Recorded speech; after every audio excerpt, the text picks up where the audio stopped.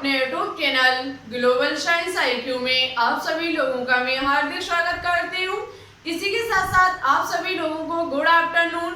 तो जैसा कि आप सभी लोगों ने थंबनेल में देख ही लिया होगा, मैं निशा यादव आज आपके लिए इलेक्ट्रोकेमिस्ट्री का पार्ट नंबर 6 लेकर के आई हूँ, जिसमें आज हम आपको विद्युत अपघटनी सेल के बारे में डिटेल से जानकारी देने वाली हूँ। आज का टॉपिक आपके एग्जाम्स के लिए बहुत ही इम्पोर्टेंट एंड कीमती टॉपिक है।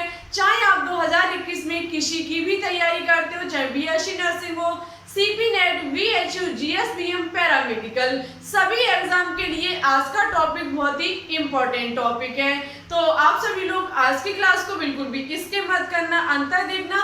साथ ही साथ इस टॉपिक को हमें इसलिए लाना पड़ा क्योंकि जब तक आप इस टॉपिक को नहीं समझेंगे तब तक आप फैराडे का विद्युत अपघटन नियम नहीं सीख पाएंगे, क्योंकि फैराडे ने जो अपना नियम दिया था, प्रथम नियम, वो विद्युत अपघटन के ऊपर ही दिया था। ठीक है, इसलिए मुझे इस क्लास को लाना पड़ा। वैसे इस क्लास से जल्दी ज्यादा अच्छे खासे क्वेश्चंस तो नहीं एग्जाम में पूछे जाएंगे, लेकिन यदि इसे नहीं समझोगे तो फैराडे का नियम आप बिल्कुल नहीं समझ पाओगे।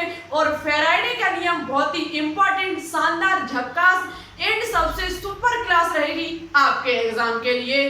तो फिर चलिए टाइम न वेस्ट करते हुए बात करते हैं आज की क्लास पर। ठीक है, उससे पहले यदि आप हमारे चैनल पर न्यू हो तो प्लीज इसे सब्सक्राइब करके बेल आइकन को प्रेस ऑल पर क्लिक जरूर कर लें, जिससे हमारी केमिस्ट्री का अन्य आने वाला कंटेंट का नोटिफिकेशन आपके पास सबसे पहले पहुंच सके। ठीक है, और इस टॉपिक से जो भी अच्छे खासे पॉइंट बनेंगे उन सभी को हम डिटेल से समझाने की कोशिश करेंगे, हर एक पॉइंट को आपके तक पहुंचाने की कोशिश करेंगे। ठीक है, तो चलिए अब बात करते हैं अपने अच्छे खासे टॉपिक विद्युत अपघटनी सेल पर। देखो, विद्युत अपघटनी सेल हम लिखते हैं सबसे पहले हमारा जो टॉपिक है विद्युत अपघटनी सेल। देखो, हमारे साथ सभी चीजों को कॉपी में नोट डाउन करते हुए चलना। ठीक है, विद्युत अपघटनी सेल की बात की जाए तो इसे इंग्लिश में क्या कहा जाता है? इसे इंग्लिश में इलेक्ट्रोलाइटिक सेल कहा जाता है। इसे इंग्लिश में इलेक्ट्रोलाइटिक सेल कहा जाता है। ठीक है, इंग्लिश में भी लिख लेना। आपको पता होना चाहिए विद्युत अपघटन सेल के बारे में। इससे पहले हमने आपको विद्युत रासायनिक सेल पढ़ाई थी। वहां क्या हो रहा था कि रासायनिक ऊर्जा से हमें विद्युत ऊर्जा प्राप्त हो रही थी। कहने का मतलब था पहले हम कुछ रिएक्शनें कर रहे थे, उससे हमें करंट प्राप्त हो रहा था। ठीक है, पहले कुछ रिएक्शनें की, उससे हमें करंट प्राप्त हुआ। लेकिन यहाँ पर क्या होगा, हम यहाँ पर क्या करेंगे, इसमें देंगे करंट, मीन्स हम पहले देंगे विद्युत ऊर्जा। विद्युत ऊर्जा देने से यहाँ पर हमें क्या प्राप्त होगी स्टूडेंट्स? रासायनिक ऊर्जा, केमिकल एनर्जी हमें प्राप्त होगी। रासायनिक ऊर्जा हमें प्राप्त होगी।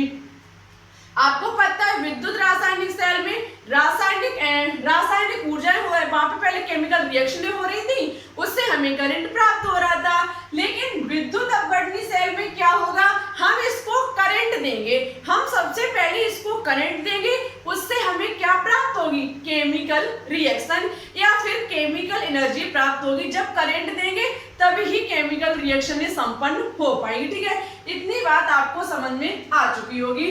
स्टूडेंट्स याद रखना कि इस सेल के अंदर विद्युत अपघटन होता है। इस सेल को कराने के लिए विद्युत ऊर्जा को रासायनिक ऊर्जा में परिवर्तित करने के लिए जो प्रक्रम होता है वो होता है विद्युत अपघटन। क्या होता है स्टूडेंट्स? विद्युत अपघटन। ठीक है स्टूडेंट्स, इस चीज को लिख लेना। विद्युत अपघटन एग्जाम में पूछा जा सकता है। देखो, ये IIT, जेईई, नीट ऐसे लेवल पर इससे क्वेश्चंस बहुत ही अच्छे खासे बनते हैं। जब नीट जैसे एग्जाम में इससे क्वेश्चंस पूछे जाते हैं तो आप तो सीपी नेट का एग्जाम दे रहे हो भाई, तो इससे तो बहुत ही अच्छे खासे क्वेश्चंस आपको पता होने चाहिए। और नीट में तो थोड़े डिफिकल्ट भी पूछे जाते हैं, लेकिन इसमें इतने डिफिकल्ट, देखो डिफिकल्ट क्वेश्चन पहली बात तो कोई होता नहीं है। ओनली क्वेश्चन को घुमा के लिखा जाता है, चाहे नीट हो, चाहे IIT जे हो, चाहे आपका सीपी नेट का एग्जाम हो। ठीक है, सभी में क्वेश्चन को घुमा के रख दिया जाता है। वहां पर क्वेश्चन को इतना घुमा दिया जाएगा नीट लेवल पर कि सीपी नेट के बच्चे देखेंगे तो घबरा जाएंगे। लेकिन जब आप सीपी नेट का एग्जाम दोगे तो उसमें इजी, और जब आप क्लास 11th 12th में रहोगे तो उससे भी इजी आपको क्वेश्चंस देखने को मिलेंगे। ठीक है, कुछ ऐसा होता है लेवल के हिसाब से क्वेश्चंस को घुमा दिया जाता है। तो इस सेल के अंदर विद्युत अपघटन होता है। ठीक है, विद्युत अपघटन की इंग्लिश की बात की जाए तो स्टूडेंट्स याद रखना, विद्युत अपघटन को इंग्लिश में इलेक्ट्रोलाइसिस कहा जाता है। क्या कहा जाता है? इलेक्ट्रोलाइसिस। ठीक है, इसे इंग्लिश में इलेक्ट्रोलाइसिस कहा जाता है। इलेक्ट्रो का मतलब होता है करंट, इलेक्ट्रो का मतलब होता है करंट, और लाइसिस का मतलब होता है ब्रेक। ब्रेक का मतलब है टूटना। जब हम इसको करंट देंगे तो वो किसमें टूट जाएगा। ब्रेक का मतलब क्या होता है? टूट जाना। ठीक है, लाइसिस का मतलब ब्रेक, इलेक्ट्रो का मतलब करंट। करंट देने पर उसमें उपस्थित आयन टूट जाते हैं। ठीक है, इसे कहा जाता है विद्युत अपघटन। आई होप आपको इतनी छोटी सी जानकारी बहुत ही अच्छे से समझ में आ चुकी होगी। अब हम बात करेंगे विद्युत अपघटन सेल का निर्माण किस प्रकार से किया जाता है। इसकी स्क्रीनशॉट लेना चाहें तो आप बिल्कुल ले सकते हैं। चलिए तो आप बात करते हैं आगे, इसे हम साफ करेंगे यहाँ पर और आगे चर्चा करेंगे। देखो स्टूडेंट्स, यहाँ पर क्या होता है, विद्युत अपघटन सेल में हम सबसे पहले एक पात्र लेते हैं। क्या करते हैं? एक पात्र लेते हैं। ठीक है, उस पात्र में हम कुछ ऐसा भरते हैं, इस पात्र में हम जो भरेंगे वो हमारा होगा विद्युत अपघटन। अब आपको विद्युत अपघटन पता होना चाहिए क्या होता है। हम इसमें क्या भरेंगे? विद्युत अपघट्य। इसमें जो भरा जाएगा वो होगा विद्युत अपघट्य पदार्थ। एक हम पात्र लेंगे, पात्र में हम विद्युत अपघट्य पदार्थ को भरेंगे। अब आपको पता होना चाहिए विद्युत अपघट्य। तो देखो, विद्युत अपघट्य ऐसे पदार्थ होते हैं जो अपने आयनों में टूट जाते हैं। जैसे कि उदाहरण के तौर पर हम ले सकते हैं NaCl। आपको पता है NaCl हमारा नमक होता है। ये Na यदि हम इसे किसी में डालेंगे तो ये Na+Cl- में टूट जाएगा। ठीक है, तो हम एक ऐसा पात्र जिसमें भरेंगे विद्युत अपघट्य। विद्युत अपघट्य वह पदार्थ होता है जो अपने आयनों में टूट जाता है। हम इसमें क्या करेंगे? NaCl को लेकर के चर्चा करेंगे। हम इसमें NaCl को भर देंगे। जब हम इसमें NaCl को भर देंगे, इसके बाद देखो ये विद्युत अपघट्य दो अवस्था में हो सकता है, या तो ये गलित अवस्था में होगा या तो ये हमारा जलीय अवस्था में होगा। ठीक है, गलित और जलीय अवस्था में होने के साथ साथ ये अपने आयनों में टूट जाना चाहिए। ठीक है, तो हम जैसे कि NaCl को ले लेते हैं किसी एक पात्र में और क्या करते हैं? इलेक्ट्रोड को लगाते हैं। एक पात्र में हम क्या करेंगे? एक तरफ लगाएंगे हम एनोड को और एक तरफ लगाएंगे हम कैथोड को। ठीक है, एक तरफ हमारा एनोड सिरा, एक तरफ हमारा कैथोड सिरा। याद रखना, हम इसे किसी बैटरी के द्वारा जोड़ देंगे।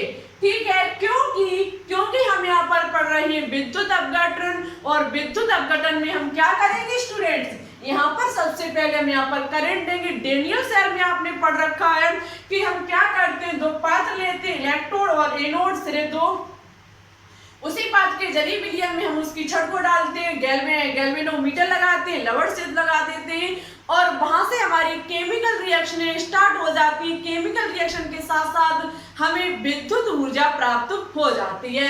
लेकिन स्टूडेंट्स, हम यहाँ पर क्या करेंगे? खुद करंट देंगे, उसके बाद इसमें देखेंगे कि यहाँ पर रिएक्शन होना स्टार्ट हो जाएगी। ठीक है, ऐसा होता है। यहाँ पर एक तरफ एनोड एक तरफ कैथोड। स्टूडेंट्स, यहाँ पर एनोड प्लस होगा और कैथोड हमारा माइनस होगा। जो पॉइंट लिखने लायक हो उसे कॉपी में जरूर नोट डाउन करना, बाद में जाकर के आप ध्यान 100% भूल सकते हैं। एग्जाम टाइम जब आता है तब आप घबरा जाते हैं, समझ में नहीं आता डेनियल सेल में क्या था, विद्युत अपघटन सेल में क्या था, और आप बिल्कुल ज्यादा से ज्यादा एकदम बहुत ज्यादा हो जाते हैं और सभी चीज को भूल जाते हैं। ठीक है, तो देखो डेनियल सेल में आपने पढ़ रखा कि एनोड सिरे पर हमने माइनस सिरा था हमारा और कैथोड सिरा हमारा प्लस था। किसमें?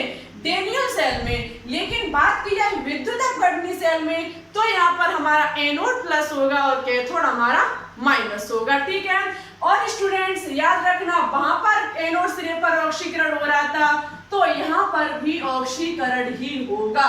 ठीक है, यहाँ पर क्या होगा, ऑक्सीकरण, और यहाँ पर हमारा क्या होगा, अपचयन। ठीक है, इतनी चीज को आप दिमाग में बिल्कुल अच्छे से रखनी है आपको। ठीक है, अब आपको पता होना चाहिए, जैसे कि हमने यहाँ पर NaCl लिया तो आपको पता है एक हमारा एनाइन होगा, एक हमारा क्या होगा, एनाइन। एनाइन का मतलब है माइनस, ऋणाइन, और एक हमारा क्या होगा, एक हमारा कैटाइन होगा, मींस धनात्मक होगा।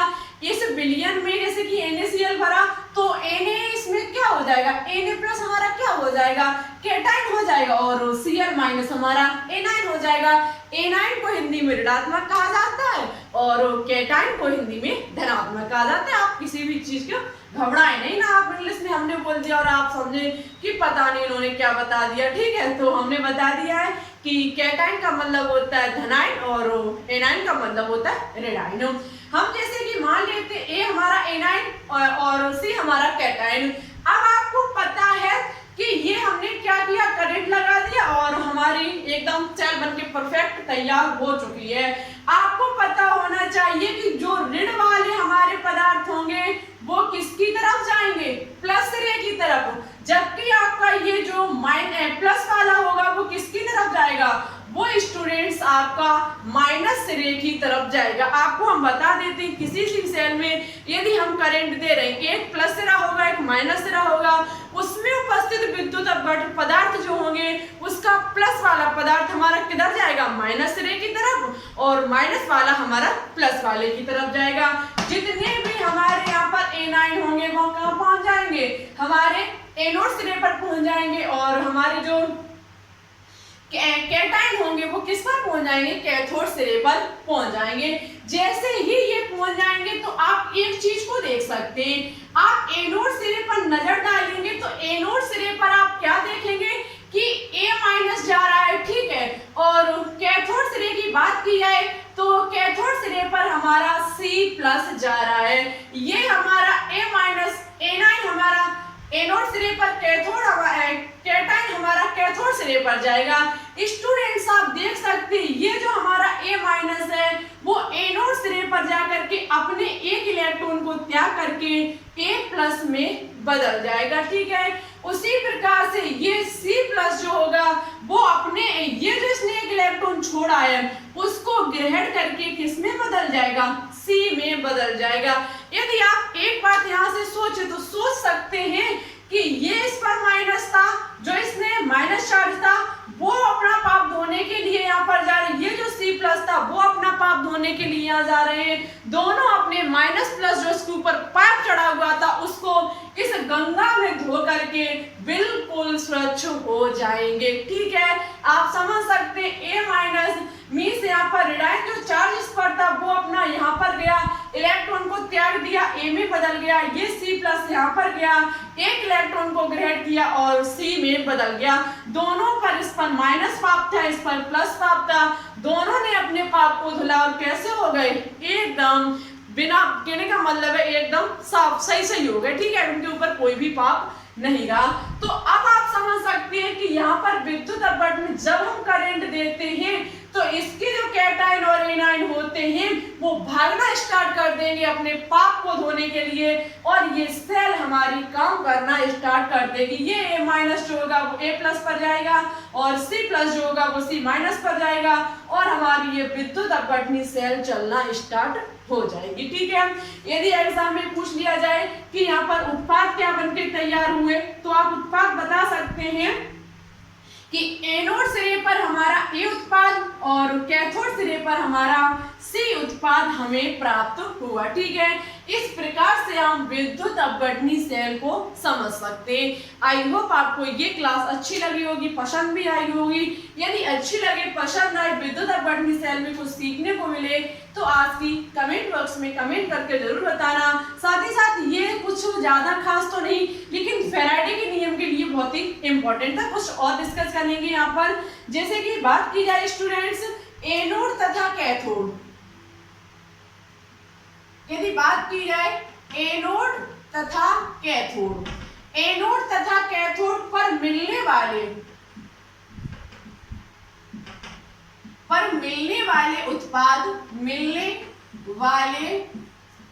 उत्पाद की निर्भरता मीन्स ये किस पर निर्भर करते हैं, जो आपके कहने का मतलब है जो हमें उत्पाद प्राप्त हुए ए और सी ये किस पर निर्भर करते हैं, एनोड से की और कैथोड से पर मिलने वाले जो उत्पाद है वो किस पर निर्भर करते हैं। देखो सबसे फर्स्ट पॉइंट ये विद्युत अपघट्ट की प्रकृति पर निर्भर करते हैं। किस पर निर्भर करते हैं, विद्युत अपघट्ट की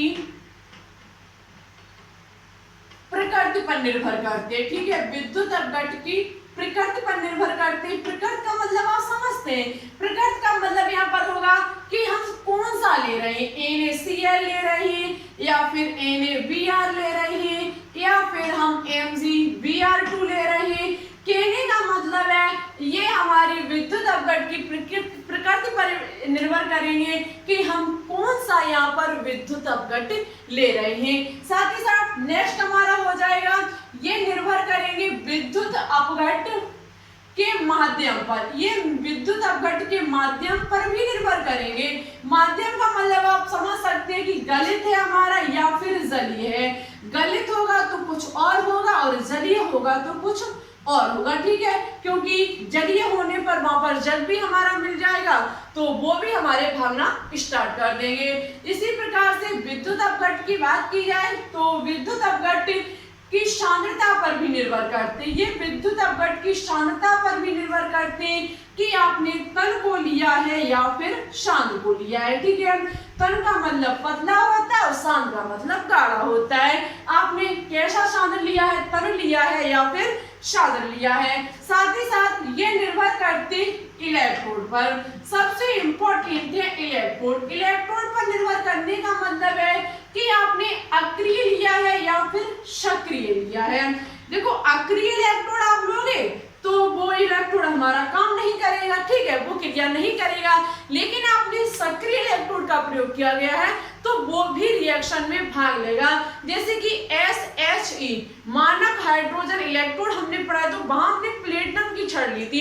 प्लेटिनम की छड़ क्रिया नहीं करती, वो अक्रिय एक प्रकार की होती है, इसलिए उसने वहां पर रिएक्शन में भाग नहीं लिया था।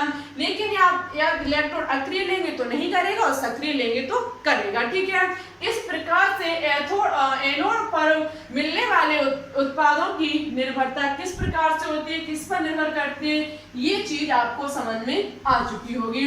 आज की क्लास बस इतनी थी, ज्यादा कुछ इसमें नहीं था।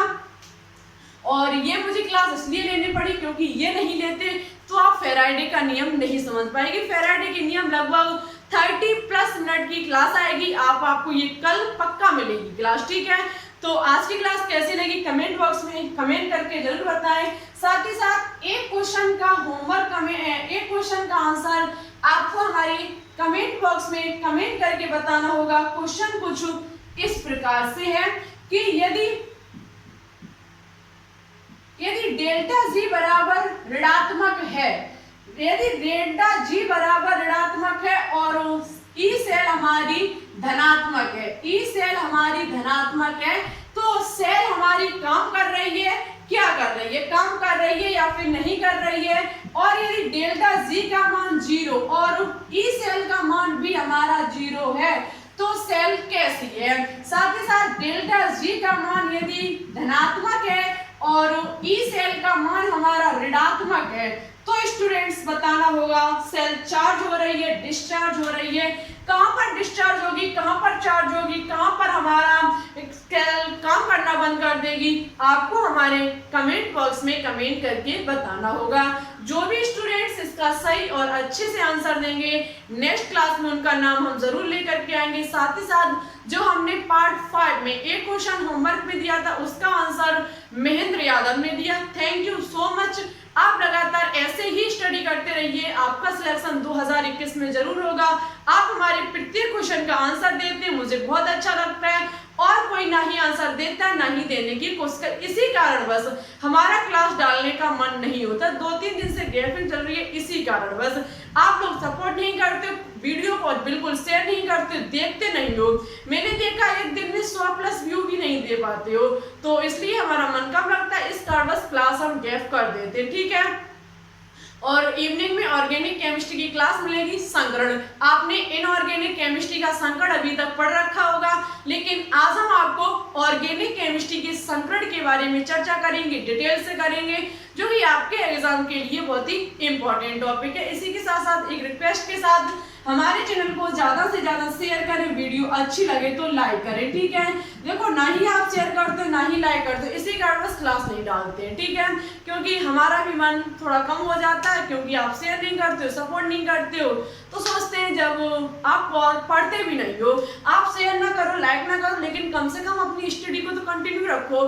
आप क्वेश्चन हम जो देते हैं उसका आंसर नहीं देते, और जिस दिन आपने आंसर छोड़ना बिल्कुल बंद कर दिया, हम सच्ची होमवर्क देना बंद कर देंगे, क्योंकि उसका फायदा क्या है। आप जब आंसर नहीं देते तो इससे फायदा क्या है। क्लास आप देखते हो, चलो जितने देखते हैं, लेकिन जितने स्टूडेंट्स देखते हैं उतने तो आंसर दिया करें, ठीक है, इससे मुझे भी अच्छा लगता है। और इसी प्रकार से अपना सपोर्ट प्यार दिखाते रहिए, चैनल को थोड़ा ग्रो कराइए, और आपके सपोर्ट और प्यार से ये चैनल किसी दिन बहुत ऊंचाई पर पहुंच जाएगा। यदि आप सपोर्ट और प्यार दिखाते रहिए, आपका ही चैनल है, आप इस चैनल के एक सदस्य हैं, तो सपोर्ट कीजिए, प्यार दिखाइए, वीडियो शेयर करें, लाइक करें। चैनल पर न्यू हो तो प्लीज इसे सब्सक्राइब करके बेल आइकन को प्रेस ऑल पर क्लिक कर लें। हम इसी प्रकार से आपकी सीपी नेट की तैयारी कराते रहेंगे।